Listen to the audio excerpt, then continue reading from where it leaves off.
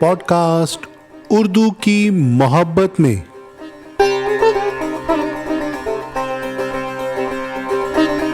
Episode 34, 34वीं किस्त।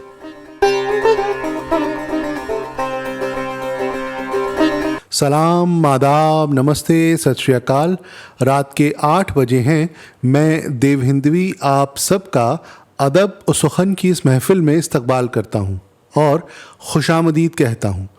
उर्दू की इस महफिल में आपसे मुलाकात होगी, बात होगी हर शुक्रवार और शनिवार, यानी हर जुमे और हफ्ता रात 8 बजे। हम बात करेंगे हर उस बात पर जो बात उर्दू से जुड़ी हो, चाहे वो शायरी हो या लिटरेचर, तारीख हो या लतीफ़े या कुछ और। ये तय है कि बात मज़ेदार होगी, ऐसी बातें जो दिल को छू जाएं और लंबे अरसे तक याद आती रहें और दिल को गुदगुदाती रहें।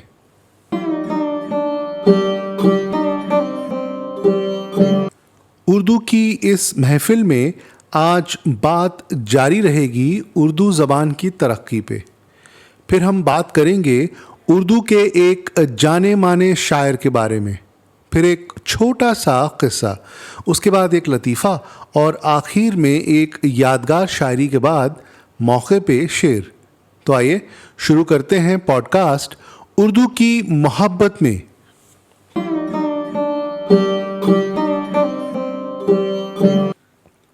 आज हम बात जारी रखेंगे उर्दू ज़बान की तरक्की पे। पिछली किस्त में हम बयान कर चुके हैं कि कैसे और किस तरह से लखनऊ एक ऐसी जगह में तब्दील हो गया जो कि तहज़ीब और ज़बान की तरक्की के लिए बहुत ही मुनासिब और मुफीद माहौल की ज़मीन तैयार कर चुकी थी। हिंदुस्तान में पुरानी तहज़ीब को दोबारा ज़िंदा करके अपने लिए एक नई तहज़ीब और अदब को पैदा करने का ख़याल अभी अंग्रेज़ी तालीम ने पैदा नहीं किया था, इसलिए नतीजा ये मरकज़ था। सबसे पहली चीज़ उर्दू ज़बान है जो दिल्ली के साहबों और फ़ौज के सरदारों की ज़बान थी जो बुरहानुल मुल्क के साथ लखनऊ आए थे। ये ज़बान दिल्ली में पैदा हुई, मगर इसकी शायरी की शुरुआत दक्कन से हुई। वली गुजराती ने दिल्ली आकर अपना दीवान पेश किया और अपनी दिलकश शायरी से उर्दू बोलने वालों को नींद से जगाया। उनके कलाम में कुछ ऐसा जादू था कि सुनते ही ज़बान पर चढ़ गया और दिल्ली में उर्दू शायरी का आगाज़ हुआ। शुरू में कुछ ही बुज़ुर्ग थे जिन्होंने उस्तादी की शान से दिल्ली में शायरी की दाद देना शुरू की। उस ज़माने को उर्दू ज़बान का बचपन नहीं, मगर हाँ उर्दू शायरी का बचपन कहना ज़रूर मुनासिब होगा। सबसे आलिम और सबसे बढ़कर खान आरजू थे, जिन्हें दूसरे दौर की शायरी में रखा गया है। बाद के ज़माने में बड़े बड़े शोरा, जिनमें सौदा मीर मिर्ज़ा मज़हर, जाने जाना और ख्वाजा मीर दर्द, सब उन्हीं के शागिर्द थे। शायरी और ज़बान पर अपने कमाल के अख्तियार की बुनियाद लखनऊ में इन्हीं उस्ताद खान आरजू की बदौलत पड़ी। नवाब शुजाउद्दौला की गद्दी नशीनी के 2 बरस बाद, यानी 1742 में ख़ास लखनऊ में ही उनका इंतकाल हुआ। उर्दू शायरी के वही पहले उस्ताद थे और उन्हीं से उर्दू शायरी और अदब की लखनऊ में आने की बुनियाद पड़ी। मगर अफसोस कि उनकी हड्डियां लखनऊ की सरजमीन से छीनकर दिल्ली की मिट्टी में दफनाई गईं। बात जारी रहेगी अगले एपिसोड में। तो उर्दू के बारे में आज इतना ही, आगे मगर बातें होती रहेंगी, जिक्र होता रहेगा।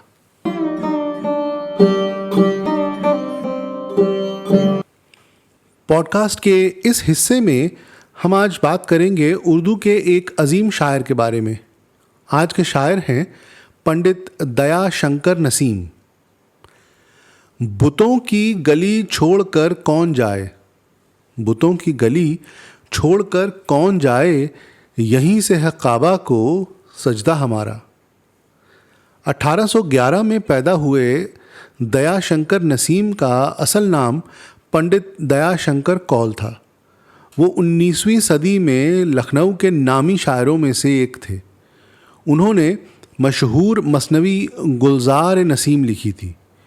जुनू की चाक जनी ने असर किया वहाँ भी, जुनू की चाक जनी ने असर किया वहाँ भी, जो ख़त में हाल लिखा था वो ख़त का हाल हुआ। कश्मीरी पंडितों के एक मारूफ ख़ानदान के चश्म चिराग पंडित दयाशंकर नसीम हैदर अली आतिश के शागिर्द रहे। नवाब अमजद अली शाह की फ़ौज में बख्शीगिरी का ओहदा उन्हें मिला था। लाए उस बुत को इल्तिजा करके, कुफ्र टूटा खुदा खुदा करके। शायरी में उनकी पहचान उनकी मसनवी गुलजार नसीम से होती है, जो कि एक प्रेम ग्रंथ है। उन्होंने गज़लें भी बहुत बाकी कही हैं। क्या लुत्फ़ जो गैर पर्दा खोले, जादू वो जो सर पे चढ़ के बोले।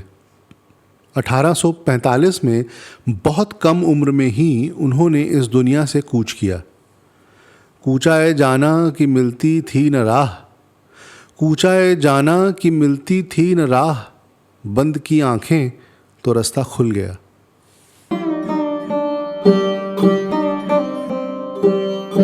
और अब वक्त है एक किस्से का। आज हम आपको एक नहीं, दो नहीं, बहुत से किस्से सुनाएंगे। रात में सोने से पहले किस्से सुनना और फिर सुनते सुनते सो जाना यूं हुआ करता था। एक किस्सा यूं है कि एक हाथी को मरने के बाद स्वर्ग में यमराज के सामने पेश किया गया, तो उन्होंने उसे फटकारते हुए कहा, हमने तुमको इतना बड़ा डील डॉल देकर धरती पर भेजा था, मगर तुम वहाँ जाकर न सिर्फ इस डील डॉल को बल्कि हमें भी शर्मिंदा करते रहे।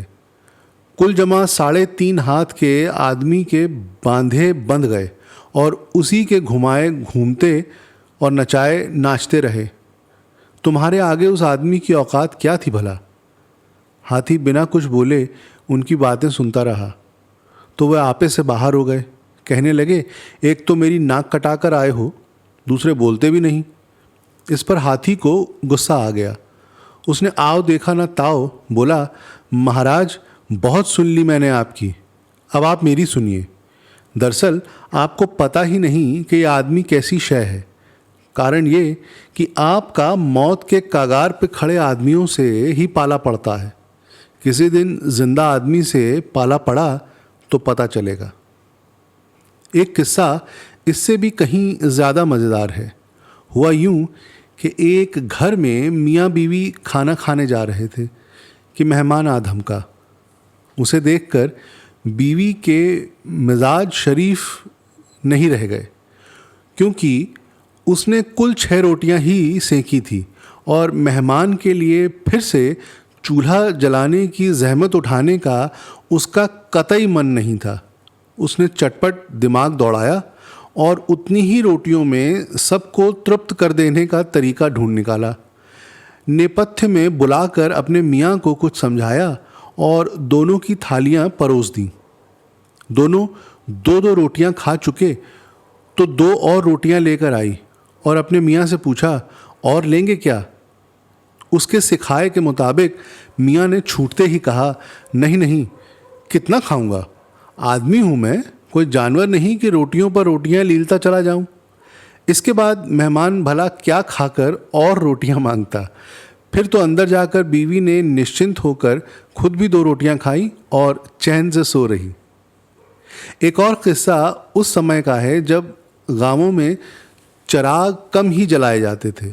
मेहमान वगैरह के आने पर लोग उन्हें जलाते, वरना सांझ ढले तक सारे काम निपटा कर अंधेरा होने से पहले ही सो जाया करते। ऐसे ही एक बार एक घर में दामाद आया तो इस ख्याल से कि उसकी खातिरदारी में कोई कसर न रह जाए, सास ने चिराग जलाकर उसके सरहाने रख दिया। दामाद ने इससे पहले कभी चिराग नहीं देखे थे, सो उसे बहुत अचंभा हुआ कि नन्हा सा अंजोरिया का बच्चा रात के अंधेरे को जगरमगर कर देता है। उसकी नीयत ख़राब हो गई।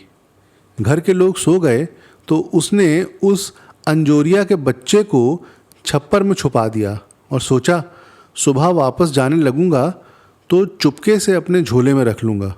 लेकिन ये क्या, अभी उसे ठीक से नींद भी नहीं आई थी कि छप्पर धू धू कर जलने लगा।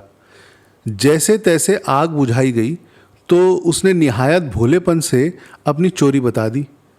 ये कहकर अफसोस भी जताया कि मैं इस अंजोरिया के बच्चे को अपने साथ ले जाने वाला था, लेकिन क्या बताऊं, ये तो बहुत शरारती निकला। सच कहूं तो बचपन याद आ जाता है। ऐसे हरदोइया, बैसवारी, बनारसी, अवधी और बहुत से किस्से हैं, मगर वो किस्से फिर कभी।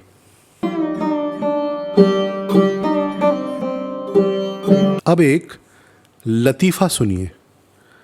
फिराक साहब और साहिर होशियारपुरी एक साथ अमृतसर के एक होटल में पहुंचे।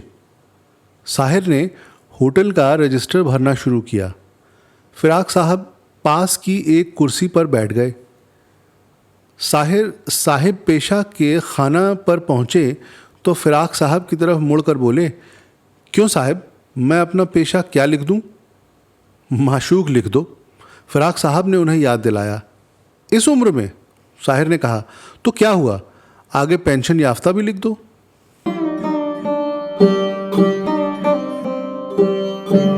पॉडकास्ट के आखिरी हिस्से में अब वक्त है एक बेहतरीन शायरी का।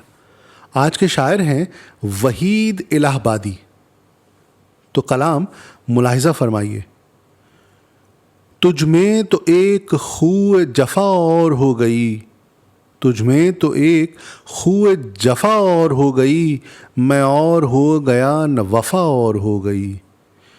गुल का कहीं निशान है न बुलबुल का जिक्र है, गुल का कहीं निशान है न बुलबुल का जिक्र है, दो रोज़ में चमन की हवा और हो गई। आमद की सुन के खोली थी बीमार गम ने आँख, आमद की सुन के खोली थी बीमार गम ने आँख, तुम आ गए उम्मीद शिफा और हो गई। बिनते नब तुरिंदों को यूं ही मुबाह थी, बिनते नब तुरिंदों को यूं ही मुबाह थी, जाहिद नज़र पड़ा तो रवा और हो गई। शक्ल कबूल हो के फिरी आसमान से, शक्ल कबूल हो के फिरी आसमान से, तासीर हो गई तो दुआ और हो गई। याद आ गई जो काबे में आबरू की ए वहीद, याद आ गई जो काबे में आबरू की ए वहीद, अपनी नमाज इश्क अदा और हो गई, अपनी नमाज इश्क अदा और हो गई। बड़ी खूब गज़ल है। वहीद इलाहाबादी अकबर इलाहाबादी के उस्ताद भी हैं।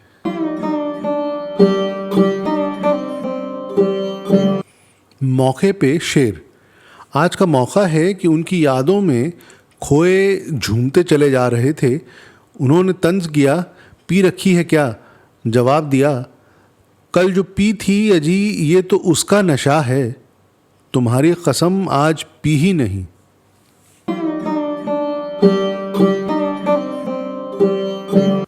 सामीन, अगर आपको ये कोशिश पसंद आई तो इसे लाइक ज़रूर कीजिएगा और कमेंट्स में अपने ख़याल भी ज़ाहिर कीजिएगा।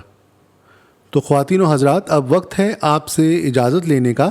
आप खुश रहें, सलामत रहें, खुदा महफूज रखे हर बला से। तो दीजिए देवहिंदवी को इजाज़त, फिर बात होगी अगले एपिसोड में रात 8 बजे। तब तक के लिए शब बख़ैर।